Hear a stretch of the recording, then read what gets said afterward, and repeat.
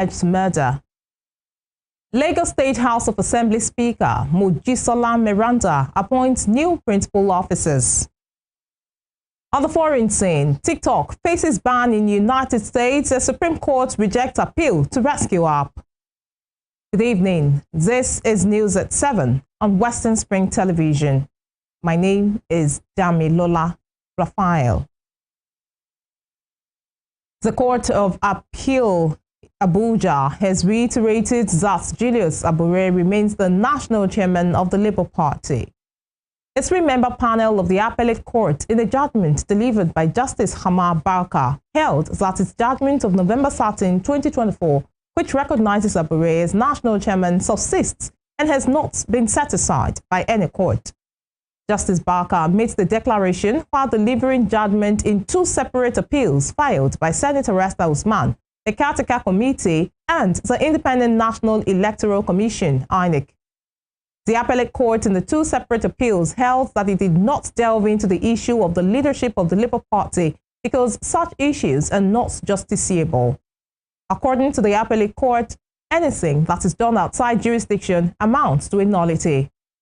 Justice Nwite further ordered INEC to recognize Abure as the legitimate chairman, overriding the Commission's earlier stance that Abure's leadership was invalid. The Nasarawa State Police Command has arraigned gospel singer Timileyin Ajayi in court for murder. Ajayi was accused of Ajayi was accused of dismembering his purported girlfriend, Salome Adaido, when she visited him at his house in the Papalana axis at New Kashi in Karu local government area of Nasarawa State. The 32-year-old Ajayi arrived at the Nasarawa State High Court in Latvia, the Nasarawa State capital, on Friday. Prior to her gruesome murder, the 24-year-old victim was a member of the National Youth Service School, NYSC, serving at Nikon Insurance in Abuja, the nation's capital. The suspect was brought to the headquarters of the Nasarawa State Police Command on Tuesday, where he was paraded alongside the knife and machetes he used to commit the crime. Ajayi was nabbed on Sunday while trying to dispose the head of Salome after killing her and dismembering her body parts when she visited him at his house. Ajayi, in an interview, admitted to killing Adaidu, claiming that it was unplanned and stemmed from feelings of jealousy. Meanwhile, Salome's family denied any knowledge of a relationship between her and the suspect. To security, the Chief of Defense Staff, General Christopher Musa, has tasked men and officers of the Nigerian Armed Forces to ensure that innocent citizens are protected and not to be killed or harmed under any guise. He issues the warning during an official working visit to the Nigerian Defense Academy in Kaduna State on Friday, where he inaugurated several completed projects to improve the welfare and training of cadets. The Chief of Defense Staff also asked the cadets and officers to gear up with the dynamic nature of warfare, especially with the emergence of artificial intelligence in the fight against insecurity, warning that the days of officers abandoning their duties for self-aggrandizement are over and will not be tolerated. He reminded them about the enormous task ahead of them and why they must brace up to the challenges of defending their fatherland against any threat. The defense chief, however, warned that there is no form of soft landing for any officer, as they will be posted to difficult terrains as junior commanders to protect the citizens and the country against any threat. The Police Service Commission has approved the appointment of AIG in charge of Border Patrol, Force Headquarters Abuja, Banji Lawal, as a substantive Deputy Inspector General of Police representing the Southwest Geopolitical Zone. A statement signed by the Commission's head, Press and Public Relations, Ikechukwu Ani, said Lawal was appointed at an extraordinary meeting on Friday. Lawal takes over from DIG Sylvester Alabi, who represented the zone and retired on the 31st of December 2024. The new DIG was a former Commandant Police Training College, Ikeja, Lagos, Assistant Commissioner Operations, Ekiti State Command, Abia State Command, and Edo State Command. The PSC chairman congratulated him on his elevation and charged him to make himself relevant in the police management team. In Rivers State, Governor Siminalayi Fubara has tasked the newly appointed Commissioner of Police in the state, Olugbenga Adepoju, to tackle the pressing challenges of cultism and kidnapping in the state.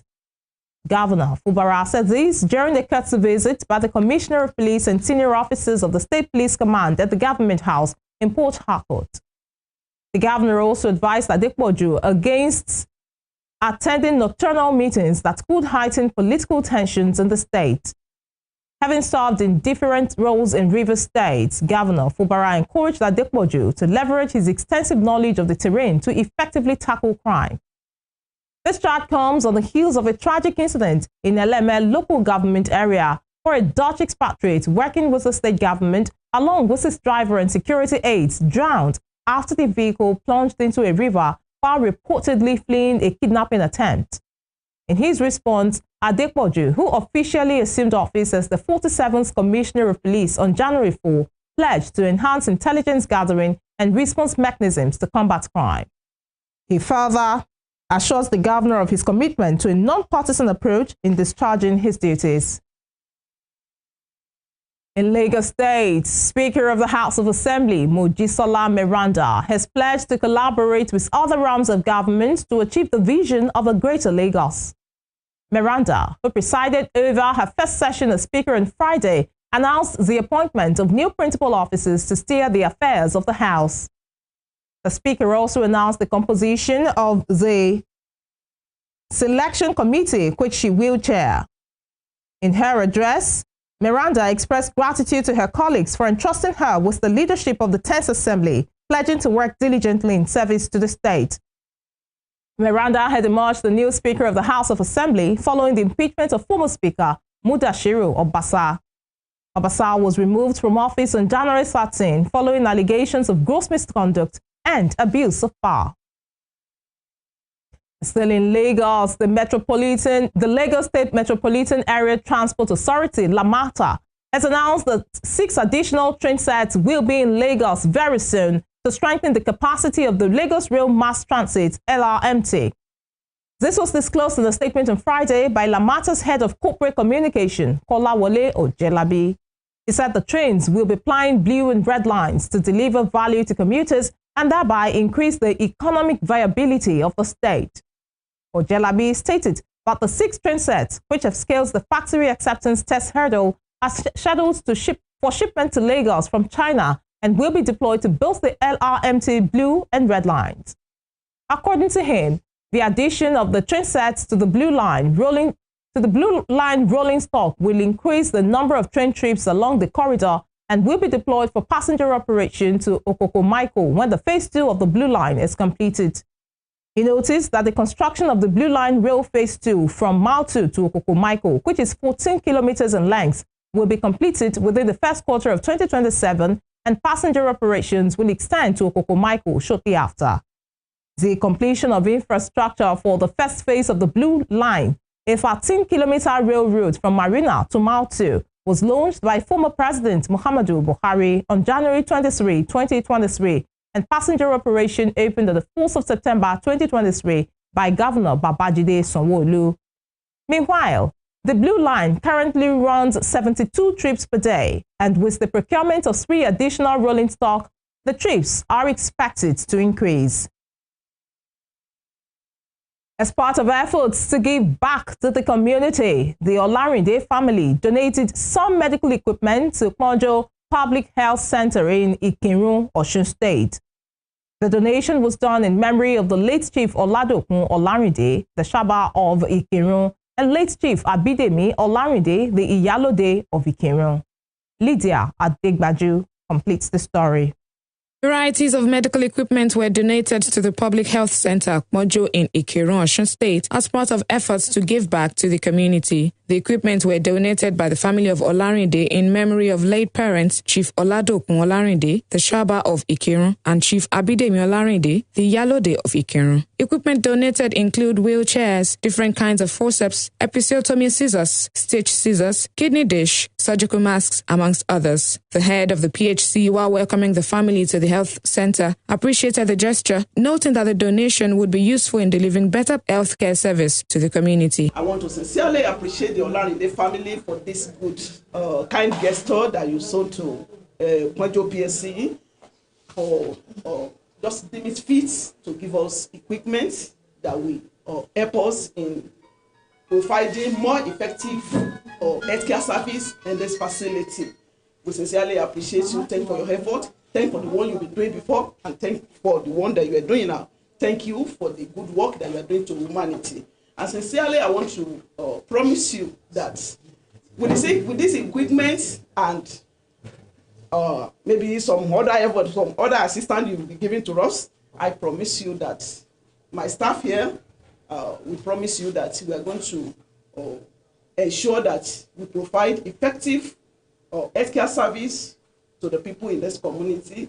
Speaking on behalf of the family, Dr. Wale Olarinde said the project started as far back as 2023 when they paid a visit to the facility to note down what was needed. Dr. Olarinde, however, called for accountability, urging that the tools provided be judiciously used. With Kwanjo Public Health Center being a functional Level 1 facility, the Olarinde family also vowed to work towards its upgrade in due time. You have promised us that, we will check on, my cousin, Mr. Olarinde. He comes to the family house very, very frequently.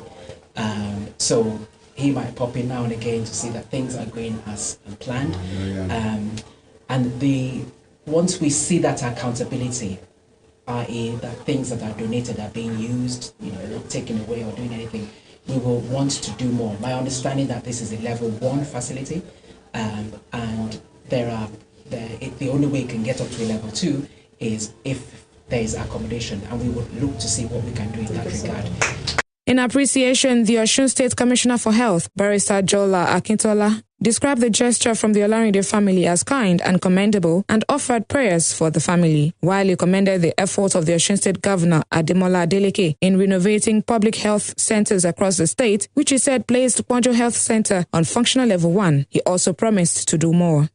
For donating this equipment to Osun State Government through us. We want to appreciate you for doing this. There are a lot of people that are richer than you are. So many people are abroad, US, UK, Canada, that do not consider it necessary to give back to the community. I'm sure you were not sponsored or sent abroad by the state government or government, but still, you still deem it fit to give back to the community. We appreciate you for this.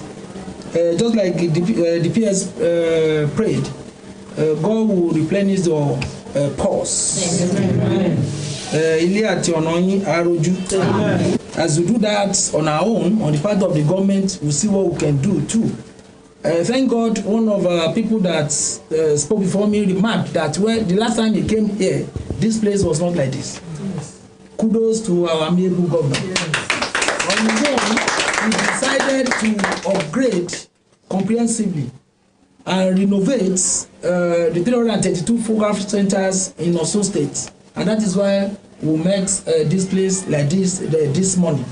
Kwanjo PHC is one of the newly renovated and upgraded PHC. On his part, Permanent Secretary, Ministry of Health, Dr. Isiaka Adekunle, noted that public health development is not just the government's business and urged all and sundry to contribute their quota. He also urged heads of the benefiting facility to make good use of the equipment. It is not meant to be used in the store. It is meant to be used now, for it is for people to benefit from the usage. So keeping it in the store is not going to add any value to it. So use it, start using those equipment right away. And not only that, you have to handle them with care too. You have to maintain them. To some of us, this is just a lesson to all of us that when we are talking about health sector or healthcare delivery services, we should not leave everything in the hand of government. We must strive to contribute our own quota too. We must try as much as possible to support government in area of equipment and so many other things. Similarly, the Executive Secretary of Primary Healthcare Board, Dr. Samson Fabiyi, also promised that the board will put in its quota to make things better. The Olarinde family then officially handed over the medical equipment to Osun State Commissioner for Health. Lydia Adegbaju, Western Spring Television News. You are watching News at 7 on Western Spring Television. Still to come. Deputy Governor of Ogun State, Noimot Salako Oyedele, denies being attacked by Mapoli students.